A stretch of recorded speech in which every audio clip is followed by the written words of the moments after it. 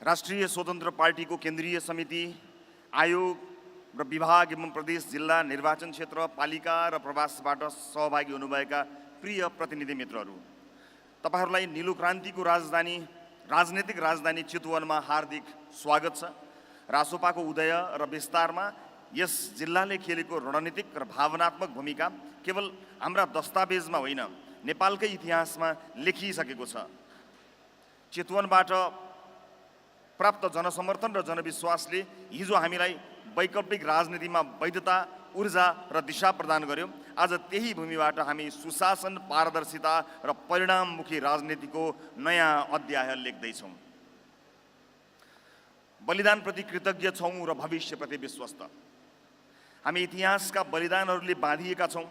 आज पनि म नेपालको राष्ट्र निर्माण र लोकतान्त्रिक इतिहासका अमर अध्यायहरूतर्फ फर्किन र ती सबैका ज्ञात अज्ञात शहीदहरूलाई सम्झन चाहन्छु, जसको बलिदानी बिना हामी हुने थिएनौँ, हामी यहाँ हुने थिएनौँ। राष्ट्रिय स्वतन्त्र पार्टी ती सबै बलिदानहरूको सम्मान गर्छ, ती सबै शहीदहरूप्रति, ती सबै आन्दोलनकारीहरूप्रति कृतज्ञता व्यक्त गर्दछ, जसले आफ्नो जीवनको कुनै न कुनै हिस्सा राष्ट्रका लागि समर्पित गरे। हामी पुराना राजनीतिक दलहरूका व्यथिति र विकृतिको भण्डाफोर गरेर यहाँ आइपुगेका हौँ, तर इतिहासलाई मेटाउने, विकृत गर्ने वा राजनीतिक स्वार्थका लागि अपमान गर्ने अकृतज्ञतालाई रासोपामा कुनै स्थान हुने छैन। यो बलिदानमाथि राजनीति गर्ने र शहीदको भागभण्डा गर्ने पार्टी हुने छैन। कसैले श्रेय पाउँछ भनेर 1 शताब्दीभन्दा लामो निरङ्कुश शासन विरुद्ध आवाज उठाएको 2007 सालको क्रान्ति हाम्रा लागि कम पवित्र छैन। उपलब्धिको जसुकैले पाए पनि 46 सालको आन्दोलनप्रति हामीलाई सम्मान र गर्व छ। 62-63 को आन्दोलन र त्यसका सार्थक उपलब्धिको रक्षा गर्दै बलिदानको अवमूल्यन हुन दिने छैनौँ। महिला, दलित, मधेसी, जनजाति, आदिवासी आन्दोलनहरूको बलिदान र समावेशितामा त्यसको ऐतिहासिक योगदान धेरै पुरानो पनि भएको छैन। हामी इतिहासका कृतज्ञ उत्तराधिकारी हुन चाहन्छौँ। केही महिना अघि मात्र युवा आह्वानमा भएको ऐतिहासिक जेन्जी विद्रोहको चेतना र ऊर्जा समेत हाम्रो आगामी यात्राको मार्गदर्शक बन्नेछ। आजको उपलब्धि, चेतना र परिवर्तनको आधार तयार गरेका हिजोका त्याग, सङ्घर्ष र योगदानलाई उच्च सम्मान गर्दै हामी यो सङ्कल्प गर्दछौँ कि कुनै बलिदान खेर जाने छैन। भविष्यले न्याय, सुशासन, समावेशिता र समृद्धि पर्खेको छ। हामी देशलाई त्यहाँ पुर्याउँछौँ। 4 वर्षमा शून्यबाट सिंहदरबारसम्म। आज यो ऐतिहासिक दस्तावेजमा म यो तथ्य रेकर्ड गराउन चाहन्छु कि हामी राजनीतिमा किन आयौँ। यसको जवाफले हामीलाई लक्ष्यबाट विचलित हुन दिने छैन। रासोपा स्थापना कालका सबैजसो साथीहरूले कुनै परम्परागत राजनीतिक पृष्ठभूमि थिएन। हामीहरू सञ्चार, कर्म लगायत विभिन्न पेसा, क्षेत्र र समाजका विभिन्न तहमा सक्रिय थियौँ, जहाँबाट राज्यलाई प्रश्न गर्न, झकझक्याउन र सुधारका लागि दबाव सृजना गर्न सकिन्छ भन्ने विश्वास थियो। तर समयसँगै हामीले थाहा पायौँ राज्य संरचना न सुन्न चाहने ठाउँमा छ, न सुन्न सक्ने। सत्ता केन्द्रित राजनीति, भ्रष्टाचार र जवाफदेहिताको कमी, खुला अवसरवाद र अस्थिर गठबन्धन अनि बिचौलियाको जगजगी लोकतन्त्रलाई नेतातन्त्रले चपाइरहेको थियो, नेतातन्त्रलाई बिचौलियाले नचाइरहेको थियो। हामीले सोच्यौँ परिवर्तनलाई बाहिरबाट होइन, भित्रै प्रवेश गरेर सम्भव बनाउनुपर्छ। त्यसैले हामीले प्रणालीभित्रै प्रवेश गरी त्यसलाई सुधार्ने, पुनः संरचना गर्ने र क्रमशः सफा गर्ने विकल्प रोज्यौँ। छोटै सही नयाँ शक्तिको प्रयास र विवेकशील अभियानको नागरिक केन्द्रित हस्तक्षेपले राजनीतिलाई तरङ्गित त पारे, तर बदल्न सकेनन्। तर दलहरूको अपराजेय मानिएको सिन्डिकेटलाई हराएर काठमाडौँ महानगरपालिकाको मेयरमा बालेन्द्र शाहले विजय गरेर देखाउनु भयो। परम्परागत दलहरूप्रति जनता अब विद्रोहका लागि तयार छन् भन्ने कुरा स्थापित गर्नुभयो। तर सजिलो भने भएन। हरेक राजनीतिक आन्दोलनका संस्थापकहरूले जस्तै हामीले पनि ठुलो अविश्वास, आलोचना र उपहास बिहोर्यौँ।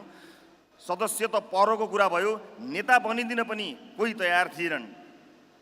स्थापित राजनीतिक दलहरू र पुरानो राजनीतिक संरचनालाई पहाडसँग तुलना गर्थे मानिसहरू, र पहाडसँग कुइनो जुधाउने रहर नगर्न, बरु यसैको हिस्सा बन्न सल्लाह दिन्थे। हामी सम्झाउन खोज्थ्यौँ यी अब पहाड रहेनन्, फोहोरका थुप्रामा परिणत भइसके। यी रहिरहे भने अब यो देश रहन्न। तर समाजका प्रभावशाली व्यक्तिहरू, बुद्धिजीवी, सञ्चारकर्मी वा चर्चित व्यक्तिहरू मान्न होइन सुन्न पनि तयार थिएनन्। जनता तयार थियो तर जान्ने सुन्ने मानिएकाहरू तयार थिएनन्। यो अविश्वासको ऐतिहासिक कारण पनि थियो। 2006 सालपछि जतिसुकै प्रख्यात गैर राजनीतिक व्यक्तिले खोलेको दलले पनि नेपालको संसदमा प्रतिनिधित्वसम्म गर्न सकेको थिएन।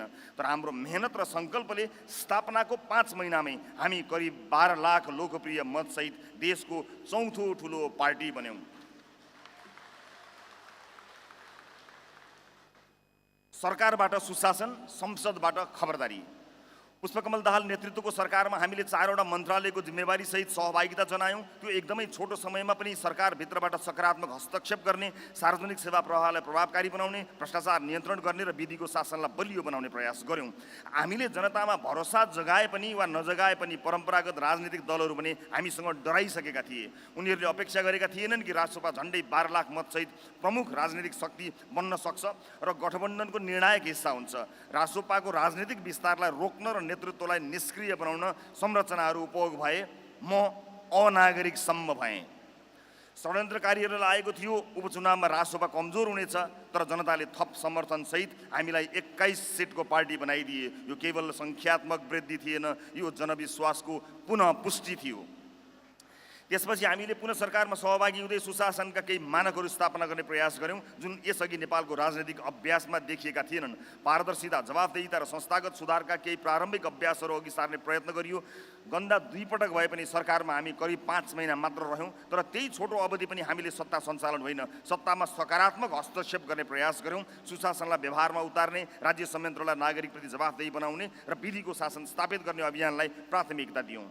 वर्षौँदेखि कानुनभन्दा माथि ठानिएकाहरूलाई कानुनको दायराभित्र ल्याउने साहसिक प्रयास गऱ्यौँ। शक्तिशाली, पहुँचवाला वा प्रभावशाली जोसुकै भए पनि कानुन सबैका लागि समान रूपमा लागू गर्नुपर्छ भन्ने सिद्धान्तलाई व्यवहारमा प्रमाणित गर्न खोज्यौँ। राज्य शक्तिको इच्छाले होइन, विधि र संस्थाले चल्नुपर्छ भन्ने मान्यतालाई स्थापित गर्ने अभियान अगाडि बढायौँ। सुशासन, पारदर्शिता र जवाफदेहिताको मागले स्थापित शक्ति केन्द्रहरूलाई चुनौती दिन थाल्यो।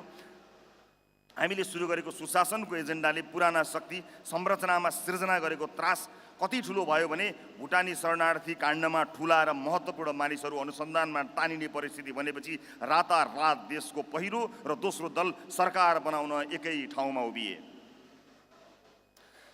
संसदीय इतिहासले नबिर्सने ती नीला स्कार्फ। राजसभाका सांसदहरू कोही पनि पेशेवर राजनीतिबाट आएका थिएनौँ। व्यवसाय, सञ्चार, नागरिक समाज, विभिन्न पेसाबाट आएका हामीले संसदमा नयाँ राजनीतिक संस्कृतिको प्रयास गऱ्यौँ। नियमित उपस्थितिसँगै सुशासनका लागि दबाव र नीतिगत बहसमा जोड दियौँ। युवा पुस्ताको अपेक्षा र निराशालाई संसदमा आवाज दियौँ।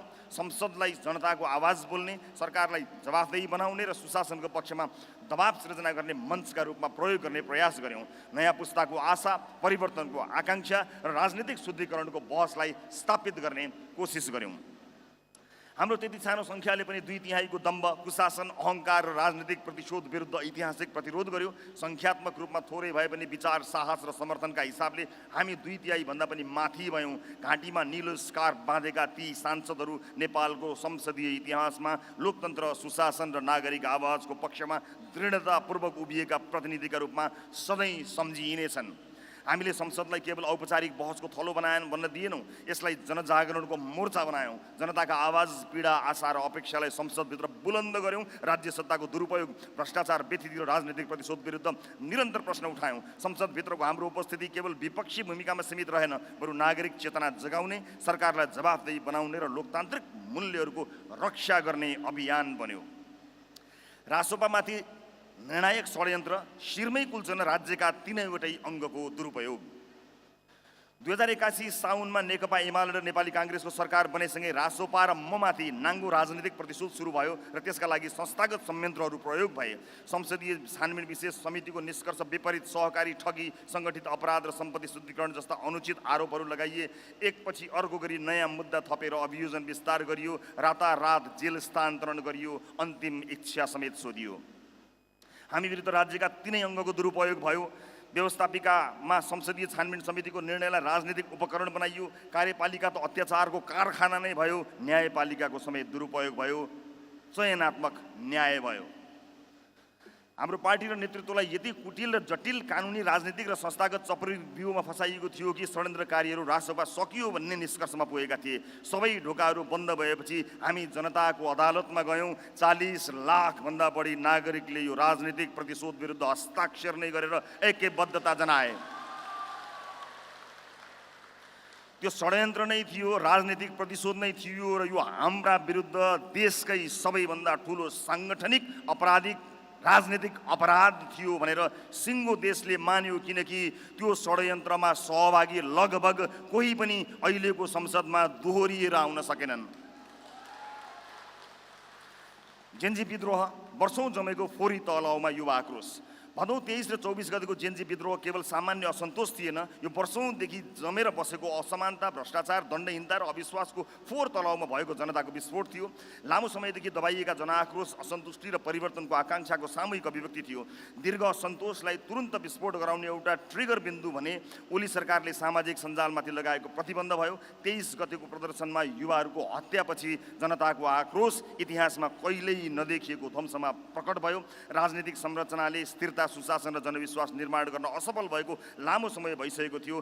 दशकौंदेखिको शासन प्रणालीगत कमजोरी, भ्रष्टाचार, असमानता र अवसरको अभावले ढिलो छिटो सङ्गठित प्रक्रिया माग्थ्यो नै, तर यति ठुलो विध्वंसको अनुमान कसैको थिएन। राजनीतिक दलहरू पारदर्शिता, जवाफदेहिता र परिणाममुखी शासन दिन असफल भइरहँदा राज्य र नागरिक बीच दूरी बढेको थियो। भ्रष्टाचार व्यक्तिगत थिएन, संरचनागत समस्या बनिसकेको थियो। अवसरको कमी, शिक्षा र श्रमबीच असन्तुलन, बेरोजगारी र वैदेशिक पलायनले युवामा देशभित्र भविष्य छैन भन्ने मनोविज्ञान विकास भइसकेको थियो। एकातिर राजनीतिक अस्थिरता र सत्ता केन्द्रित संस्कार अनि अर्कातिर सूचनाको युग र चेतनाको विस्तारबीच द्वन्द्व हुनु नै थियो। विश्वसँग आफूलाई तुलना गर्न थालेको डिजिटल पुस्ता, पारदर्शी शासन, जवाफदेही नेतृत्व, अवसरमा समान पहुँच, भ्रष्टाचार मुक्त राज्य संरचना, नीति स्थिरता र परिणाममुखी विकास चाहन्थ्यो। तर केपी ओलीको सरकारले त्यो वास्तविकतासँग कुनै सरोकार राखेन। नेकपा एमाले र नेपाली काङ्ग्रेसको गठबन्धन सरकारसँग संसदमा करिब 2/3 बहुमत थियो। यो शक्तिलाई सरकारले आत्मविश्वास होइन, अहङ्कारका लागि प्रयोग गर्यो। जनताका भावना, युवा पुस्ताका आकाङ्क्षा र समाजमा विकसित भइरहेको नयाँ राजनीतिक चेतनालाई बुझ्न होइन, होच्याउन र नियन्त्रण गर्न खोज्यो। दशकौंदेखि स्थिर नीति र जवाफदेही नेतृत्वको अभाव, शासकीय असक्षमता, भ्रष्टाचार र दण्डहीनताले थुप्रिएको जनताको आक्रोशलाई ओली सरकारको कुशासनले ज्यामितीय गतिमा बढायो। हामी माथिको राजनीतिक प्रतिशोध विरुद्ध 40 लाखभन्दा बढी नेपालीले हस्ताक्षर गरे।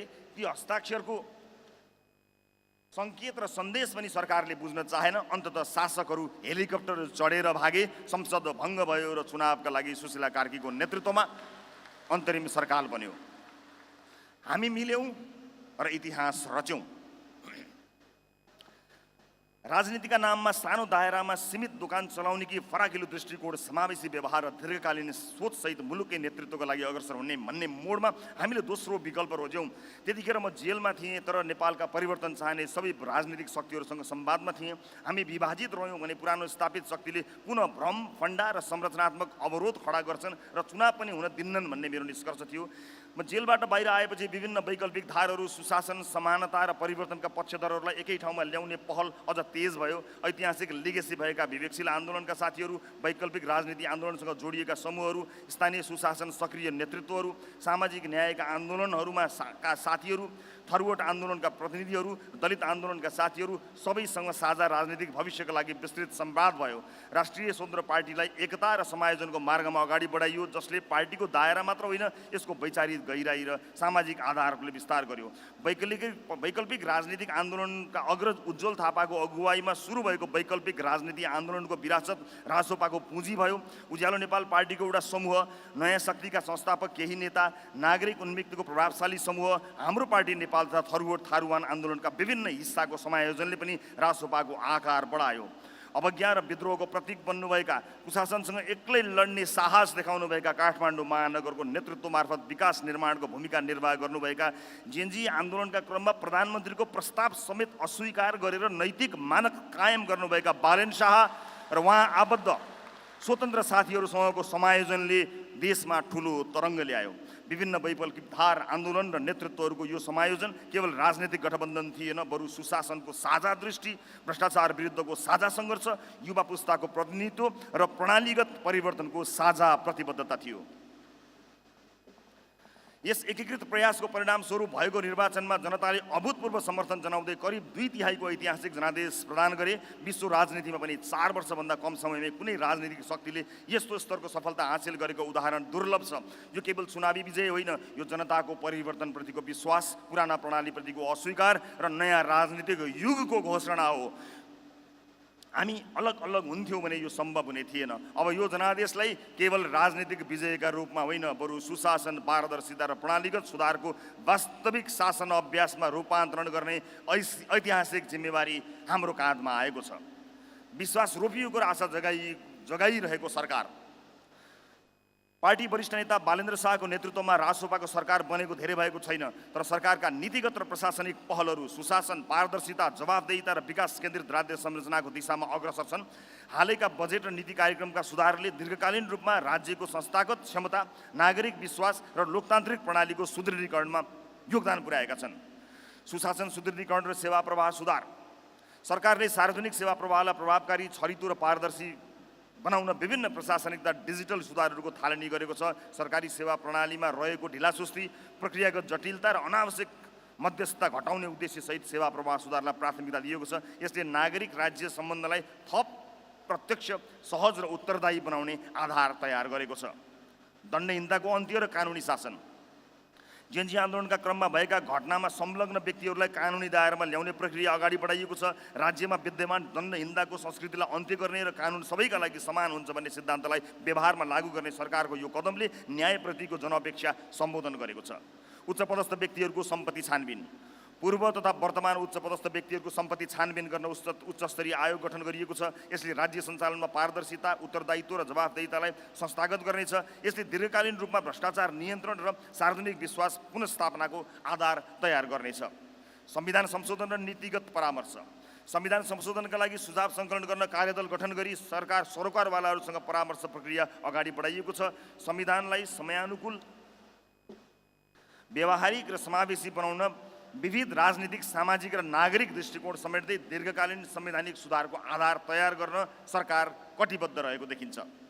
राजनीतिक नियुक्ति सुधार र संस्थागत दक्षता, विगतमा भएका विवादास्पद राजनीतिक नियुक्तिहरू खारेज गरी योग्यतामा आधारित प्रतिस्पर्धात्मक नियुक्ति प्रक्रिया सुरु गरिएको छ। सार्वजनिक संस्थाहरूलाई पेशागत, निष्पक्ष र दक्षतामुखी बनाउन अनि संस्थागत विश्वास र प्रशासनिक क्षमतामा सुधार ल्याउन यो महत्त्वपूर्ण कदम हुनेछ।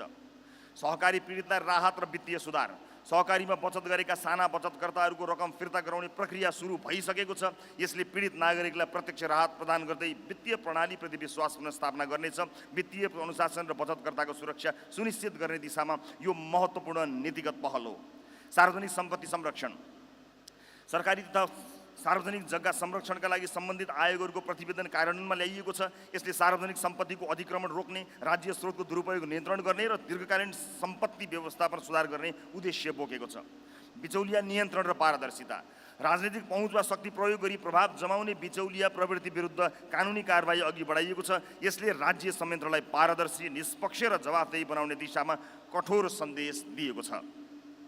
अव्यवस्थित बसोबासी व्यवस्थापन, अव्यवस्थित बसोबासीको पुनर्स्थापना तथा लालपुर्जा वितरण प्रक्रियाका लागि तयारी थालिएको छ। यसले भूमिहीन तथा आवासविहीन नागरिकलाई दीर्घकालीन रूपमा समाधान दिनेछ। विकास आयोजनामा तीव्रता, वर्षौँदेखि अवरुद्ध रहेका विकास आयोजनाहरूलाई गति दिइएको छ। यसले आर्थिक गतिविधि विस्तार, रोजगारी सृजना र विकासको प्रत्यक्ष लाभ जनस्तरसम्म पुर्याएको छ। रासोपाको वैचारिकी सामाजिक लोकतन्त्र,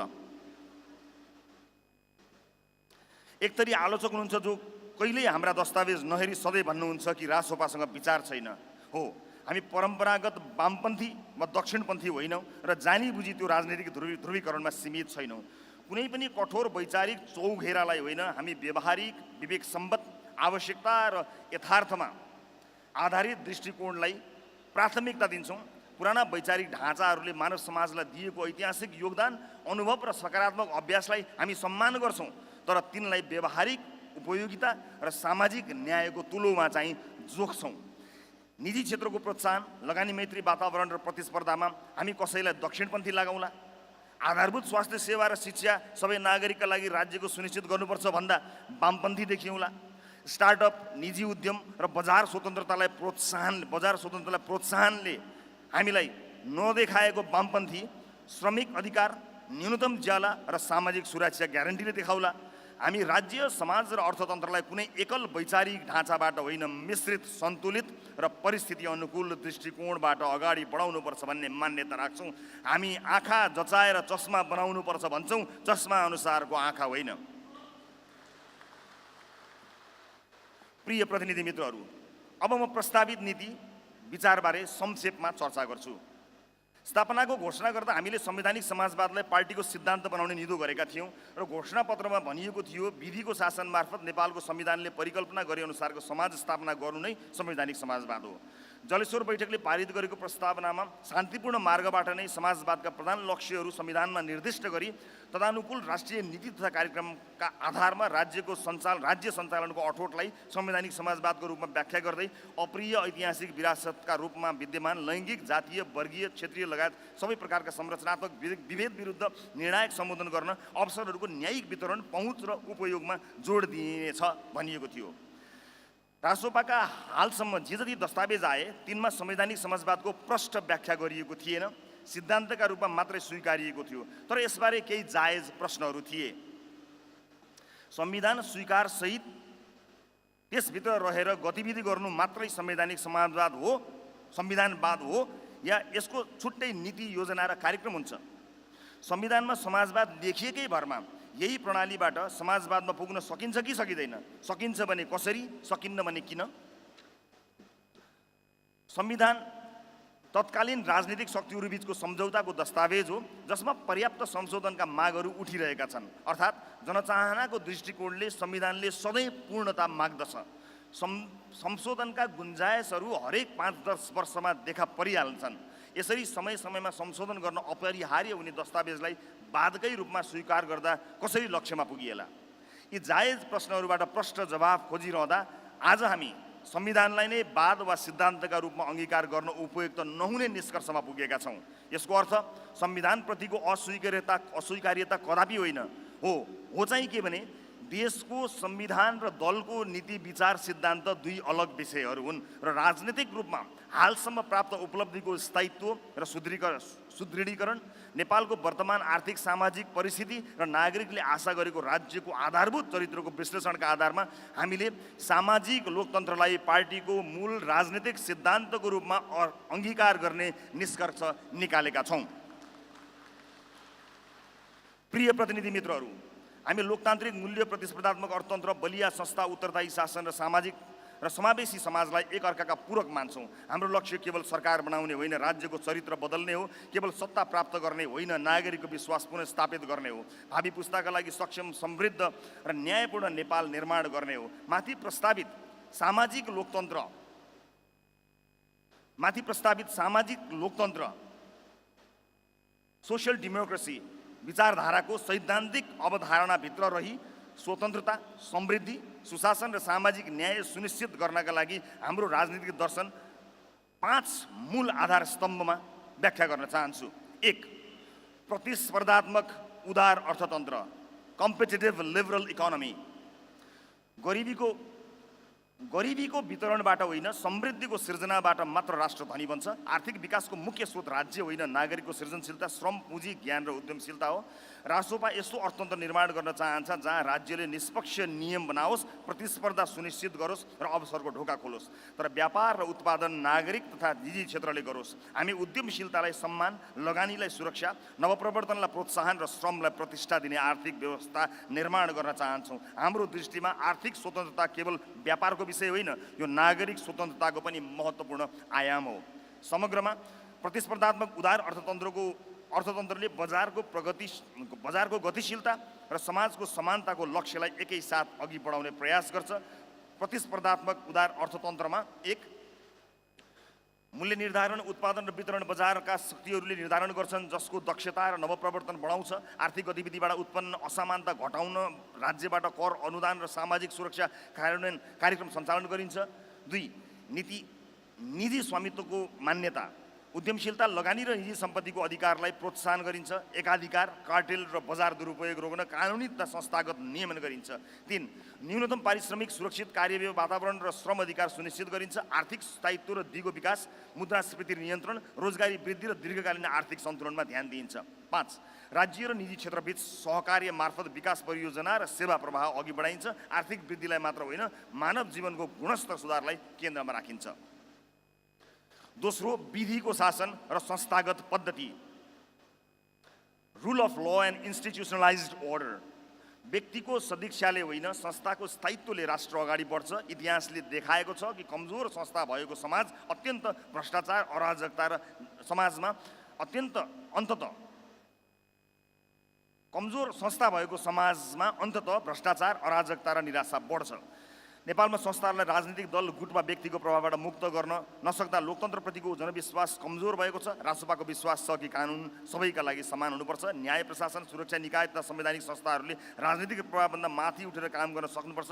हामी विधिको शासनलाई केवल कानुनी अवधारणा होइन, सभ्य समाजको नैतिक आधार मान्छौँ। जब नागरिकले न्याय पाउने विश्वास गर्छ तब मात्र लोकतन्त्र बलियो हुन्छ, जसमा नेपालको संविधानले मौलिक हक र मानवाधिकारको ग्यारेन्टी गरेको छ। लोकतन्त्रका आधार स्तम्भको रूपमा रहेका मौलिक हक र मानवाधिकारलाई सुनिश्चित र सुरक्षित गरिनेछ। यी अधिकारहरू हनन हुन गए कानुनद्वारा उपचार गरिने सुनिश्चितता गरिन्छ। राज्यका उच्चतम पदमा आसीन व्यक्तिहरूदेखि आम सर्वसाधारण नागरिकसम्म कोही पनि कानुनभन्दा ठुला, कानुनभन्दा माथि हुँदैनन्। राज्यका निकायहरूलाई पूर्ण सक्षम बनाई स्वतन्त्र रूपमा अनुसन्धान र अभियोजनको सुनिश्चितता गरिन्छ।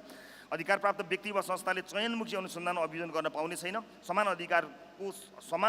अपराधको समान सजाय अवधारणा अन्तर्गत कानुनले गल्ती गर्ने कसैलाई छोड्दैन, गल्ती नगर्ने कोही डराउनु पर्दैन भन्ने मर्मको सुनिश्चितता गर्दछ। यसले कसैलाई पनि म राज्य हुँ, आई एम द स्टेट भन्ने सोच्न नसक्ने अवस्था स्थापित गर्छ। अपराध गर्नेको न पार्टी हुन्छ न जाति हुन्छ। कुनै पनि धर्म, लिङ्ग वा समुदाय वा पद वा प्रतिष्ठाका आधारमा कानुनले मतभेद गर्ने छैन। राज्यका सबै निकाय र व्यक्तिले कानुनले तोकेको सीमाभित्र रहेर आफ्नो अधिकार प्रयोग गर्नुपर्नेछ। न्यायपालिका सदैव स्वतन्त्र र निष्पक्ष हुनुपर्दछ। यसलाई कुनै शक्तिको छाया पर्न नदिई दबाव रहित र हस्तक्षेप मुक्त बनाइन्छ। तेस्रो, जनउत्तरदायी सरकार, सिटिजन सेन्ट्रिक अकाउन्टेबल गभर्मेन्ट। लोकतन्त्रको सार केवल चुनाव होइन, चुनावपछि पनि जनताले निरन्तर निगरानी र सहभागिता हो। नेपालमा राज्य संयन्त्र प्राय सेवकभन्दा शासक देखिन्थ्यो। सरकार नागरिकप्रति उत्तरदायी, पारदर्शी र मापन योग्य हुनुपर्छ भन्ने हाम्रो अवधारणा हो। हरेक सार्वजनिक खर्च, हरेक नीति, हरेक निर्णय जनताले हेर्न, बुझ्न र मूल्याङ्कन गर्न पाउनुपर्छ। डिजिटल शासन, खुला सूचना, कार्य सम्पादन, मूल्याङ्कन र सार्वजनिक उत्तरदायित्व हाम्रो राजनीतिक संस्कृतिको अभिन्न अङ्ग हुनुपर्छ। नागरिक करदाता मात्र होइनन्, राज्यका वास्तविक मालिक हुन् भन्ने मान्यता नै जनउत्तरदायी शासनको आधार हो, जसमा जनस्तरबाट सार्वजनिक वृत्तमा उठेका प्रश्नको यथार्थपरक जवाफ र समाधान दिन सक्नु नै जनउत्तरदायी सरकारको वास्तविक पहिचान हो। सरकारका निर्णयलाई परिणामबाट नै सम्बोधन गर्दै औचित्य समेत पुष्टि गर्नुपर्दछ। जनगुनासो सुन्ने प्रभावकारी संयन्त्र अनिवार्य हुनुपर्छ। सरकारका नीति र नागरिकको समस्याबीच बलियो पुल बन्न सक्ने पारदर्शी संरचनाहरूले नै जनउत्तरदायी सरकारको परिचय दिन्छ। साथै सूचनाको हक प्राप्त गर्ने नागरिकको अधिकार सदैव सुनिश्चित हुनुपर्छ। यी सबै कार्यहरूमा पारदर्शिता अनिवार्य शर्त हुनुपर्दछ। जनउत्तरदायी सरकारले रचनात्मक प्रश्नहरूको सदैव सम्मान गर्दछ। आम सञ्चार माध्यम, विपक्षी दल तथा नागरिक समाजबाट प्राप्त हुने रचनात्मक आलोचना र प्रश्नलाई ससम्मान स्वागत गर्दछ। सार्वजनिक पदमा रहेका व्यक्तिहरूले आफ्नो पदको दुरुपयोग गर्न पाउने छैनन्। आफू पदमा रहँदा आफूबाट भएका कमजोरीहरूको जिम्मेवारी लिने र भए गरेका काम गैर कानुनी भए कानुन बमोजिम सजायको समेत भागीदार हुनुपर्दछ। जनउत्तरदायी सरकारले संविधानले तोकेको समयमा स्वस्थ, धाँधली रहित निर्वाचन सम्पन्न गर्दछ। यसरी हुने निर्वाचन जनताले निर्भीकतापूर्वक आफूलाई मन परेको दल वा प्रतिनिधि चुन्ने सार्वभौम अधिकारको सम्मान र संरक्षण गर्छ। 4, लोक कल्याणकारी राज्य, अ जस्ट वेलफेयर स्टेट। हामी न त अनियन्त्रित बजारवादमा विश्वास गर्छौँ, न त राज्य नियन्त्रित अर्थतन्त्रमा। हामी न त अनियन्त्रित बजारवादमा विश्वास गर्छौँ, न त राज्य नियन्त्रित अर्थतन्त्रमा। आर्थिक स्वतन्त्रतासँगै सामाजिक सुरक्षा र समान अवसरको प्रत्याभूति आवश्यक छ। कुनै बालकको भविष्य उसको जन्मस्थान, जात, लिङ्ग वा पारिवारिक आयले निर्धारण गर्नु हुँदैन। शिक्षा, स्वास्थ्य, सुरक्षा र न्यूनतम सम्मानजनक जीवन नागरिकको अधिकार हो। रासोपाले लोक कल्याणकारी राज्यलाई दान वा कृपाको विषय मान्दैन। यो सामाजिक न्यायको आधार हो। राज्यले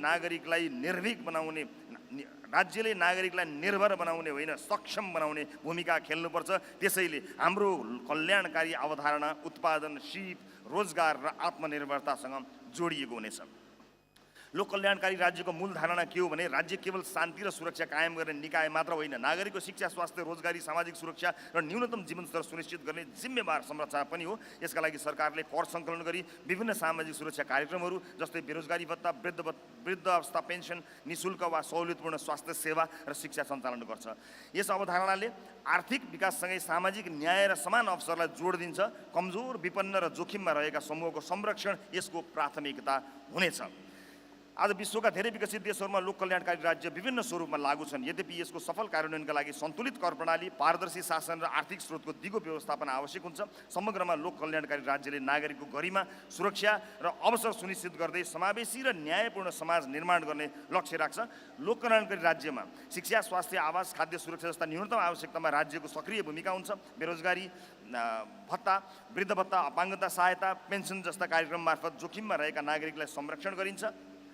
धनी, गरिब, सहर, ग्रामीण वा विभिन्न वर्गबीच अवसर खाडल घटाउने नीति अपनाइन्छ। कर प्रणाली मार्फत धनीबाट बढी कर सङ्कलन, विपन्न वर्गमा सामाजिक सेवा, धनीबाट सङ्कलन गरिएको कर विपन्न वर्गमा सामाजिक सेवामा विस्तार गरिन्छ।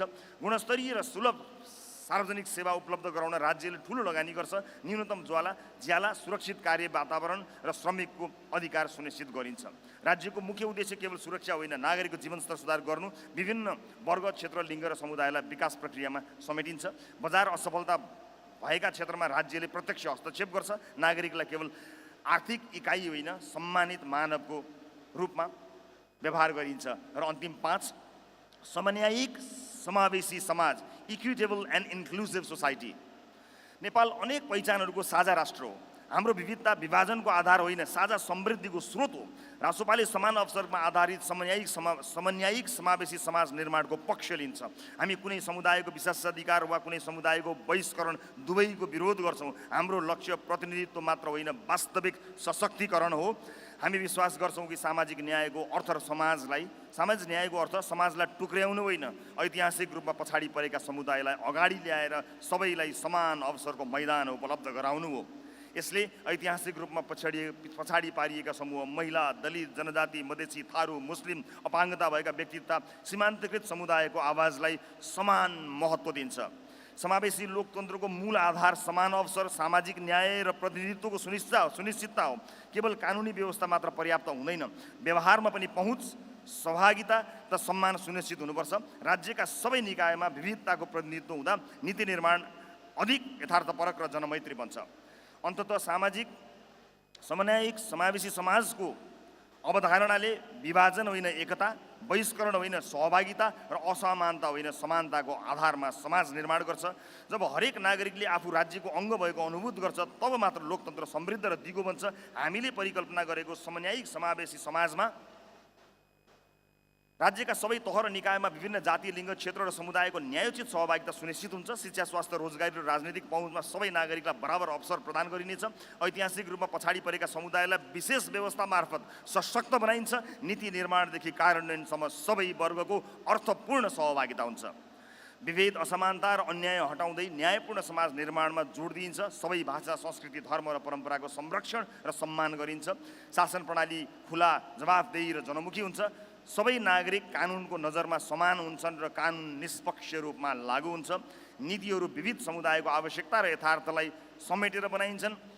विविधता बीच सहअस्तित्व, सद्भाव र सहकार्यलाई प्रवर्धन गरिन्छ। यी विस्तृत व्याख्यासँगै रासोपाको वैचारिकमा अस्पष्टता छ भन्ने कुराको पूर्ण खारेजी हुने कुरामा म विश्वस्त छु।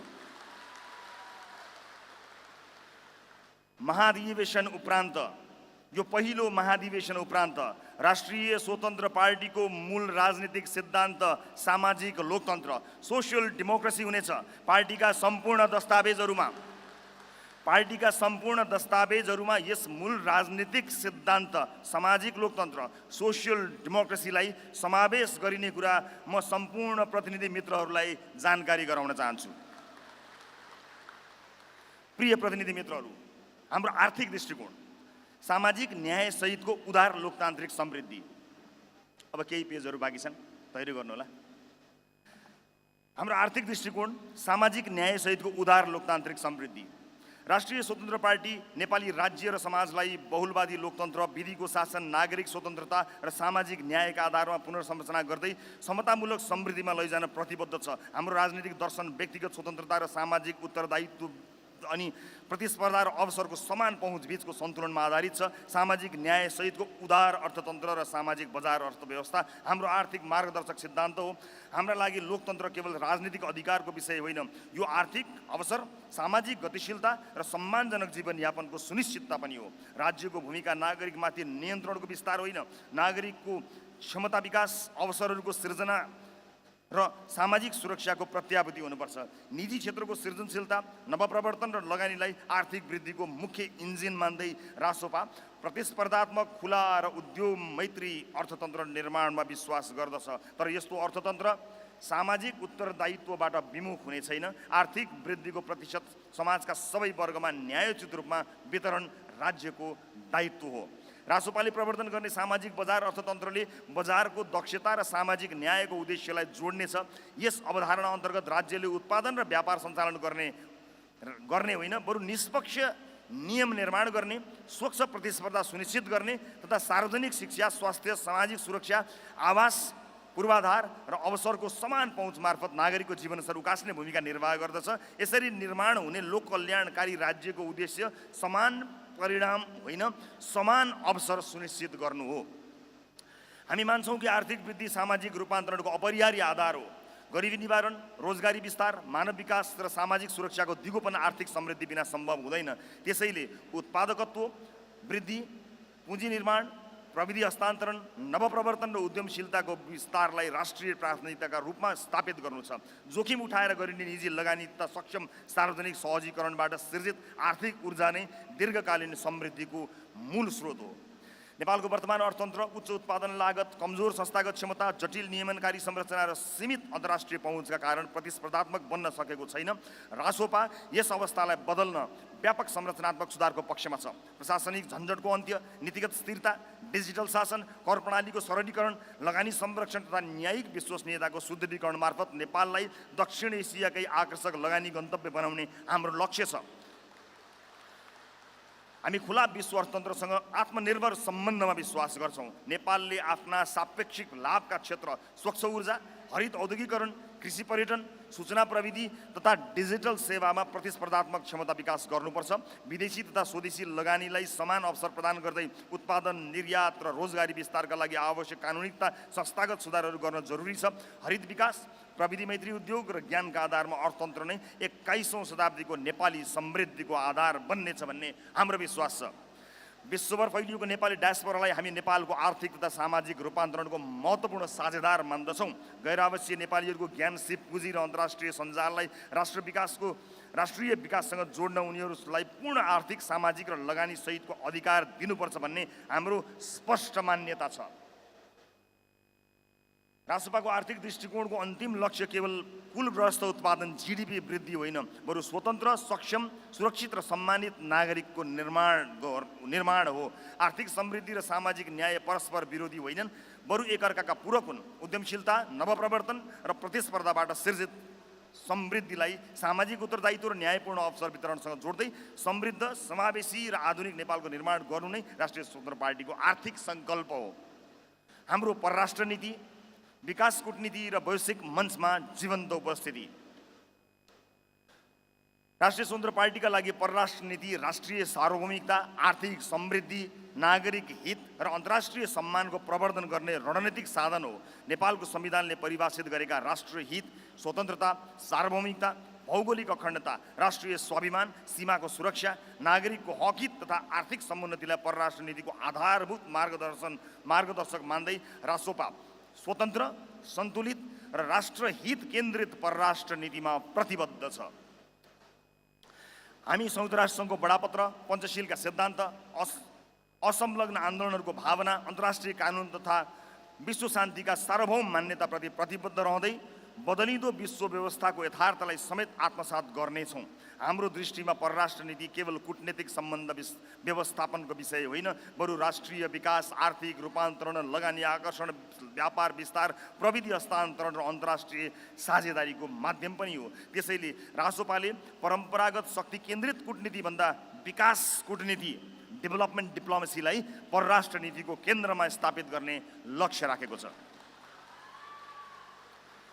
नेपाल भूराजनीतिक दृष्टिले विश्वका दुई उदाउँदा र आर्थिक तथा रणनीतिक शक्तिहरू भारत र चीनको बीचमा अवस्थित छ। यो भौगोलिक अवस्थालाई कमजोरी होइन, अवसरका रूपमा उपयोग गर्नुपर्छ र गर्न सकिन्छ भन्नेमा रासोपा विश्वस्त छ। हामी नेपाललाई प्रतिस्पर्धी प्रभाव क्षेत्रको निष्क्रिय मैदान होइन, दक्षिण एसिया र हिमालय क्षेत्रलाई जोड्ने आर्थिक, सांस्कृतिक, व्यापारिक तथा मानवीय सम्पर्कको जीवन्त पुलका रूपमा विकास गर्ने दीर्घकालीन दृष्टिकोण राख्दछौँ। हाम्रा छिमेकी राष्ट्रहरूसँगको सम्बन्ध पारस्परिक सम्मान, समानता, विश्वास र साझा हितमा आधारित हुनेछन्। भारत र चीन दुवैसँग सन्तुलित, स्थिर र व्यावहारिक सम्बन्ध कायम गर्दै व्यापार, पूर्वाधार, ऊर्जा, पर्यटन, शिक्षा, प्रविधि तथा क्षेत्रीय कनेक्टिभिटीका क्षेत्रमा सहकार्य विस्तार हाम्रो प्राथमिकता हो।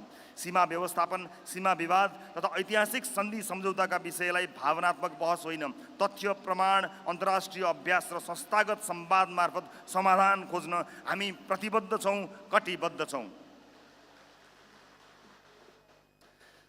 रासोपा विश्वका सबै मित्र राष्ट्रहरूसँग राष्ट्रिय हित, पारस्परिक लाभ र सार्वभौमिक समानताका आधारमा सम्बन्ध विस्तार गर्ने पक्षमा छ। कुनै पनि शक्ति केन्द्रप्रति अनावश्यक झुकाव वा निर्भरता होइन, बरु विविध साझेदारी, रणनीतिक सन्तुलन र स्वायत्त निर्णय क्षमता मार्फत नेपालको अन्तर्राष्ट्रिय भूमिका सुदृढ गर्नुपर्छ भन्ने हाम्रो मान्यता छ। बदलिँदो विश्व परिवेशमा जलवायु परिवर्तन, ऊर्जा सुरक्षा, आपूर्ति श्रृङ्खला, प्रविधि शासन, साइबर सुरक्षा र आप्रवासन जस्ता नयाँ अन्तर्राष्ट्रिय मुद्दामा नेपाललाई सक्रिय र प्रभावकारी आवाजका रूपमा स्थापित गर्न हामी प्रतिबद्ध छौँ। विश्वभर फैलिएका नेपालीहरू नेपालको सौम्य शक्ति, सफ्ट पावरका सबैभन्दा महत्त्वपूर्ण स्रोत हुन्। रासोपा नेपाली डायस्पोरालाई केवल रेमिट्यान्सको स्रोतका रूपमा होइन, ज्ञान, सिप, नवप्रवर्तन, लगानी, अन्तर्राष्ट्रिय अनुभव र विश्वव्यापी सञ्जालको वाहकका रूपमा हेर्दछ। विदेशस्थित नेपालीहरूको बौद्धिक, आर्थिक र सामाजिक पुँजीलाई राष्ट्रिय विकाससँग जोड्न विशेष कूटनीतिक तथा नीतिगत संयन्त्र निर्माण हाम्रो प्राथमिकता हुनेछ। गैर-आवासीय नेपालीहरूको नेपालसँगको सम्बन्धलाई अझ मजबुत बनाउँदै उनीहरूको ज्ञान, प्रविधि, लगानी र अनुभवलाई राष्ट्रिय समृद्धिको अभियानमा परिचालित गर्न रासोपाले पुलको काम गर्नेछ। हामी विश्वास गर्छौँ कि 21औं शताब्दीको सफल परराष्ट्र नीति केवल सीमाको रक्षा गर्ने नीति होइन, अवसरको खोजी गर्ने साझेदारी हामी विश्वास गर्छौँ कि 21औं शताब्दीको सफल परराष्ट्र नीति केवल सीमाको रक्षा गर्ने नीति मात्र होइन, अवसरको खोजी गर्ने, साझेदारी निर्माण गर्ने र विश्वमञ्चमा राष्ट्रको सम्मान तथा प्रभाव विस्तार गर्ने समेत नीति हो। त्यसैले रासोपाको परराष्ट्र नीति राष्ट्रिय स्वाभिमान र आर्थिक यथार्थवादको संयोजनमा आधारित हुनेछ, जहाँ सार्वभौमिकता सुरक्षित हुनेछ, राष्ट्रहित प्रवर्तित हुनेछ र नेपाल विश्व समुदायमा आत्मविश्वासी, सक्रिय तथा जीवन्त उपस्थितिका साथ उभिनेछ।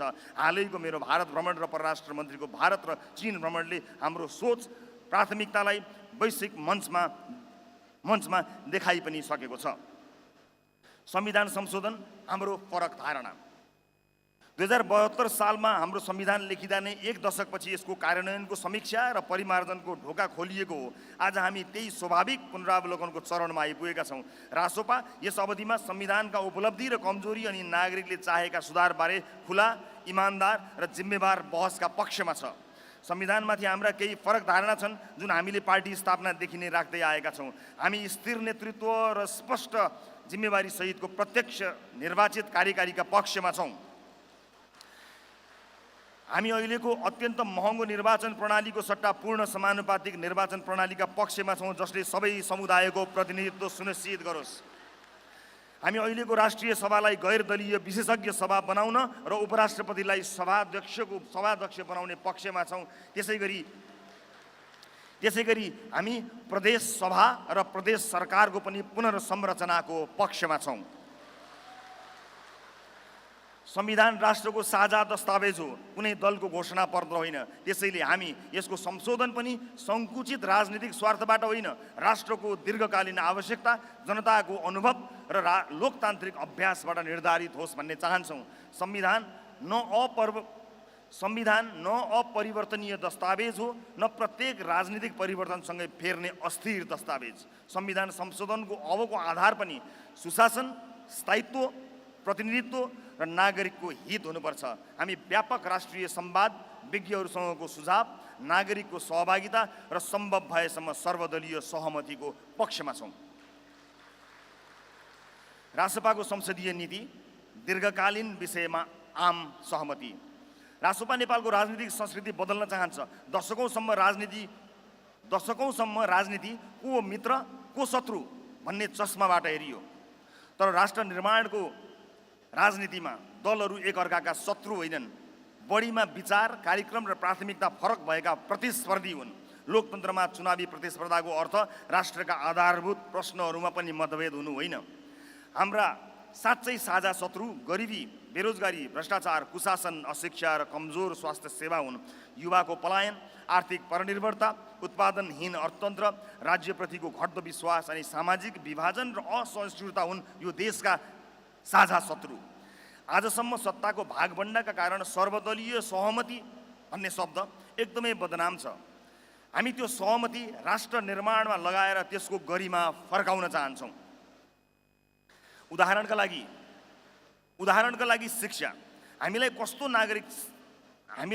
नागरिक चाहिन्छ, कस्तो शिक्षा प्रणाली चाहिन्छ, यो प्रश्न केवल सरकारको होइन, समाजको भविष्यको हो। त्यसैले शिक्षा नीति राष्ट्रिय सहमतिको विषय हो। नागरिकको आधारभूत स्वास्थ्य अधिकार, स्वास्थ्य पूर्वाधार, स्वास्थ्य बीमा र गुणस्तरीय सेवा कुनै दल विशेषको मात्र चासोका विषय होइनन्। सडक, रेल, जलविद्युत, सिँचाइ, खानेपानी, डिजिटल पूर्वाधार जस्ता परियोजना, राष्ट्रिय गौरवका आयोजनाहरूमा हामी साझा धारणा बनाउन अग्रसरता लिनेछौँ। उत्पादन र रोजगारी, सुशासन, संविधान र निर्वाचन प्रणाली सुधार, परराष्ट्र नीति, राष्ट्रिय हित, जलवायु सङ्कट र प्राकृतिक स्रोतको उपयोगमा पनि सिङ्गो देश एकमत नहुने कुनै कारण छैन। हामी चाहन्छौँ सरकार बदलिए पनि राज्यको दिशा, आधारभूत नीति र राष्ट्रिय लक्ष्य नबदलियोस्। साङ्गठनिक जीवनका प्रवृत्तिगत समस्या, समूहवाद, गुटबन्दी र व्यक्तिवाद। स्थापना भएको 4 वर्ष पुगे पनि विभिन्न कारणले राष्ट्रिय स्वतन्त्र पार्टी अझै पनि राजनीतिक अभियानबाट संस्थागत राजनीतिक दलमा रूपान्तरण भइरहेको सङ्क्रमण कालमै छ। जनमतबाट हाम्रो शानदार संसदीय आकार त तय भएको छ, तर दीर्घकालीन राजनीतिक शक्तिको आधार लोकप्रियता मात्र हुन सक्दैन। त्यसका लागि त वैचारिक स्पष्टता, विधिमा आधारित नेतृत्व विकास र प्रभावकारी सङ्गठनात्मक संरचना अपरिहार्य छ। तर हामीले स्वीकार गर्नै पर्छ, केन्द्रदेखि स्थानीय तहसम्म जिम्मेवारी, उत्तरदायित्व र अनुशासनमा आधारित सङ्गठन निर्माणमा विभिन्न चुनौतीहरू देखिएका छन्।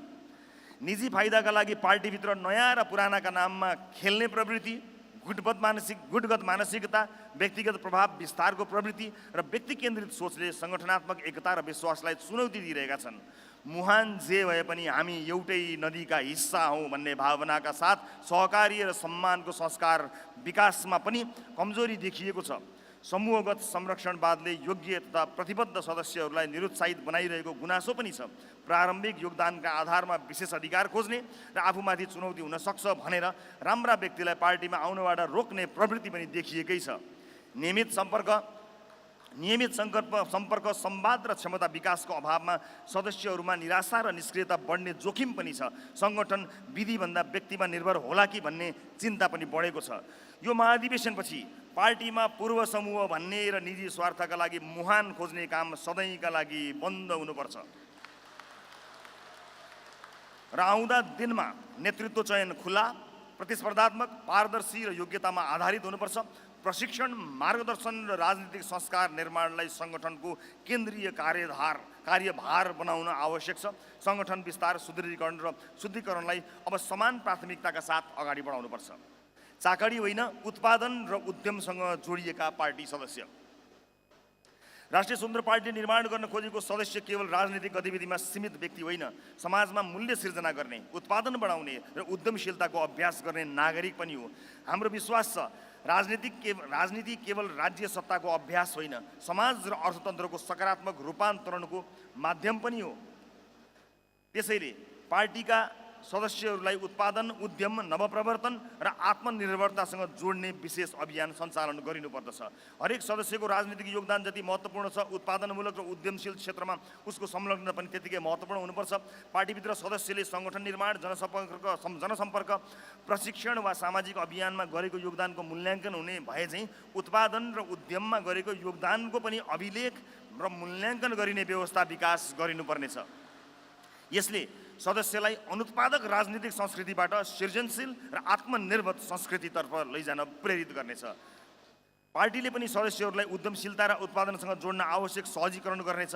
सिप विकास तालिम, परामर्श तथा सामूहिक उद्यमका अवसर, बजार पहुँच, लगानीकर्तासँग सम्पर्क तथा सफल अभ्यासहरूको आदान प्रदान जस्ता कार्यक्रम मार्फत सदस्यहरूलाई सक्षम बनाउने प्रयास गरिनेछ। पार्टी स्वयं व्यवसाय सञ्चालन गर्ने संस्था होइन, तर उद्यम गर्न चाहने सदस्यलाई आवश्यक जानकारी, समन्वय र सहजीकरण प्रदान गर्ने अभियानकारी शक्ति बन्नेछ। हामी यस्तो राजनीतिक संस्कृतिको विकास गर्न चाहन्छौँ जहाँ सदस्यको परिचय र प्रगति उसको पहुँच र प्रभावको झ्यालबाट होइन, उसले सिर्जना गरेको उत्पादन, स्थापना गरेको उद्यम, दिएको रोजगारी र समाजमा पुर्याएको योगदानको मूल ढोकाबाट होस्। जनताले पार्टी सदस्यलाई केवल भाषण गर्ने व्यक्तिका रूपमा होइन, आफ्नै श्रम र सिर्जनाबाट समाजमा परिवर्तन ल्याउने व्यक्तिका रूपमा देख्न सकुन्। हामी चाकडी संस्कृतिको अन्त्य र उत्पादनशील संस्कृतिको विकासमा विश्वास गर्छौँ। हाम्रा सदस्य अवसरको व्यापार गर्ने होइन, अवसर सिर्जना गर्ने व्यक्ति हुनेछन्। पार्टीले त्यस्ता सदस्यलाई पहिचान गर्ने, प्रोत्साहन गर्ने र आवश्यक सहजीकरण गर्नेछ। उत्पादन, उद्यम र श्रमसँग जोडिएको राजनीतिक सदस्य नै आत्मनिर्भर नेपाल निर्माणको बलियो आधार बन्नेछ। लिडरसिप एकाडेमी नयाँ राजनीतिक संस्कारको शिक्षालय। लोकतान्त्रिक व्यवस्थाको सफलता केवल हाम्रो संविधान वा संवैधानिक संस्थाहरूबाट सुनिश्चित हुँदैन, बरु त्यसलाई सञ्चालन गर्ने नेतृत्व क्षमता, नैतिकता, दृष्टिकोण र कार्य संस्कृतिबाट सुनिश्चित हुन्छ। नेपालमा व्यवस्था परिवर्तनका अनेक उपलब्धि भए पनि सक्षम, उत्तरदायी र परिणाममुखी राजनीतिक नेतृत्व निर्माणमा अपेक्षित प्रगति हुन सकेन। यही तितो यथार्थलाई स्वीकार गर्दै राष्ट्रिय स्वतन्त्र पार्टीले 2080 मङ्सिरमै जलेश्वर बैठकबाट लिडरसिप एकाडेमी स्थापना गर्ने नीति लिएको हो। लिडरसिप एकाडेमी पार्टीभित्र नेतृत्व विकास, राजनीतिक शिक्षा, व्यवस्थापकीय दक्षता तथा सुशासन सम्बन्धी ज्ञान र सिप अभिवृद्धि गर्ने संस्थागत केन्द्र हुनेछ। यसको उद्देश्य केवल उम्मेदवार उत्पादन गर्नु होइन, सार्वजनिक जीवनमा जिम्मेवारीपूर्वक काम गर्न सक्ने नैतिक, सक्षम र जनउत्तरदायी नेतृत्व तयार गर्नु हुनेछ। लिडरसिप एकाडेमीले छिट्टै कार्यविधि र पाठ्यक्रमका आधारमा सञ्चालन हुनेछ। सुशासन, सार्वजनिक प्रशासन, नीति निर्माण, नेतृत्व विकास, अर्थतन्त्र, कानुन र न्यायिक सेवा सम्बन्धी नियमित प्रशिक्षण हुनेछन्। चुनावी उम्मेदवार बन्न इच्छुक व्यक्तिहरूलाई क्यान्डिडेट क्लब तथा लिडरसिप एकाडेमी मार्फत प्रशिक्षण, मूल्याङ्कन र क्षमता विकास प्रक्रियामा सहभागी गराइनेछ। विषयविज्ञ, अनुभवी प्रशासक, शिक्षाविद तथा पेशागत नेतृत्वको सहभागितामा व्यावहारिक र सैद्धान्तिक अध्ययनको व्यवस्था गरिनेछ। सहभागीहरूको नियमित मूल्याङ्कन, कार्य सम्पादन परीक्षण र नेतृत्व क्षमताको अभिलेखीकरण गरिनेछ। नैतिकता, पारदर्शिता, उत्तरदायित्व तथा सार्वजनिक सेवाको संस्कृतिलाई प्रशिक्षणको अभिन्न अङ्ग बनाइनेछ। आवश्यकता अनुसार एकाडेमीलाई प्रदेश तथा स्थानीय तहसम्म विस्तार गर्न सकिनेछ। यसको लक्ष्य स्थानीय तहदेखि सङ्घीय तहसम्म नेतृत्व विकासको दीर्घकालीन पाइपलाइन निर्धारण मात्र होइन, पार्टीका नीति, कार्यक्रम तथा वैचारिक बहसलाई अनुसन्धान र अध्ययन मार्फत थप समृद्ध बनाउनु पनि हो। हामीलाई विश्वास छ यो एकाडेमीलाई नयाँ राजनीतिक संस्कार, योग्य नेतृत्व र परिणाममुखी शासनको विद्यालयका रूपमा पछिसम्म स्मरण गरिनेछ। पुनः स्मरण गराउन चाहन्छु, लिडरसिप एकाडेमी थोरै पढ्ने, धेरै सिक्ने एकाडेमी हो र विगतमा सिकेका खराब राजनीतिक आचरण र संस्कार चटक्कै बिर्सने अनलर्निङ एकाडेमी पनि हो।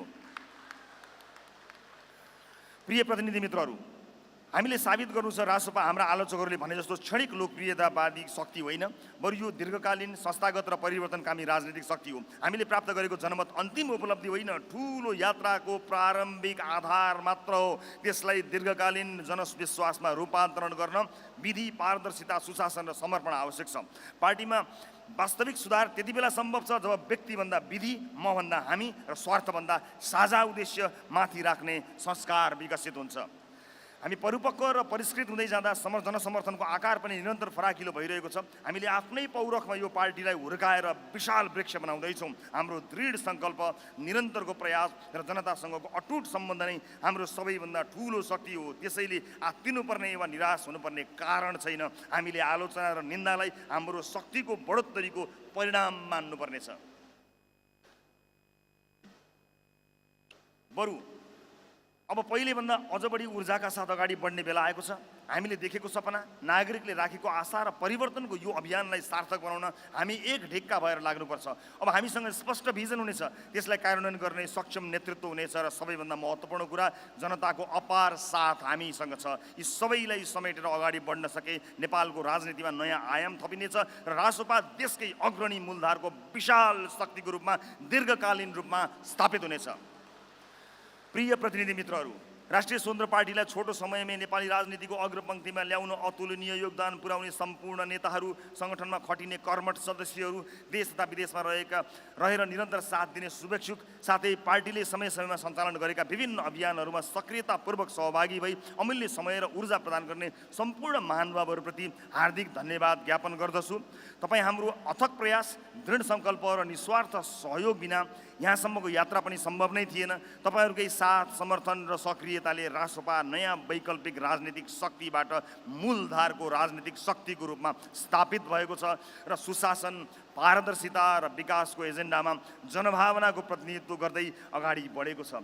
सीमित कमी कमजोरीलाई सच्याएर रासोपालाई वैकल्पिक होइन, निर्विकल्प राजनीतिक शक्तिका रूपमा उभ्याउने हाम्रो दृढतामा सबै पक्षबाट सकारात्मक प्रतिक्रिया र सहयोग प्राप्त हुने अपेक्षा गरेको छु। अन्त्यमा यस प्रतिवेदनलाई रासोपाको राजनीतिक इतिहासको एउटा महत्त्वपूर्ण टर्निङ पोइन्ट बनाउन, अझै जनमुखी र व्यावहारिक बनाउन यहाँहरूबीच व्यापक र गहन छलफल हुने अपेक्षा राखेको छु। साथै पार्टी सभापतिका रूपमा मैले लिएका निर्णय र गरेका काम कारबाहीबारे समेत रचनात्मक आलोचना सहितको टिप्पणी सुझावको अपेक्षा गरेको छु। पार्टीलाई स्पष्ट दिशानिर्देश गर्न यो पहिलो ऐतिहासिक महाधिवेशन पूर्ण सफल हुनेछ र हामी आन्तरिक प्रतिस्पर्धाका पीडा होइन, थप उत्साहका साथ फर्कनेछौँ भन्ने अपेक्षासहित यो प्रतिवेदन महाधिवेशनको हल समक्ष पेश गरेको छु। धन्यवाद। जय घन्टी। रवि लामिछाने, सभापति, प्रथम राष्ट्रिय महाधिवेशन, असार 9, 2083।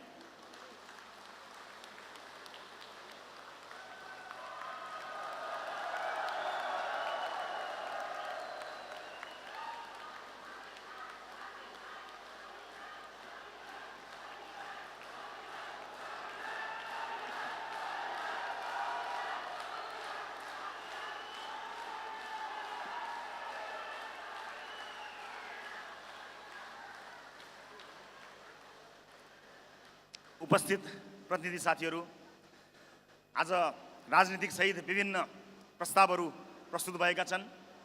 यी प्रस्तावहरूमा यहाँका रचनात्मक सुझावहरू समेटिने कुरा, यहाँले दिनुभएका महत्त्वपूर्ण सुझावहरू आगामी दिनमा पनि समेटिने कुरालाई विश्वस्त बनाउँदै, समेटिने कुरालाई विश्वस्त गराउँदै आज प्रस्तुत भएका सम्पूर्ण प्रतिवेदनहरूलाई स्वीकार गरिदिनु हुन, अनुमोदन गरिदिनु हुनको निमित्त म यो हल समक्ष प्रस्ताव गर्न चाहन्छु।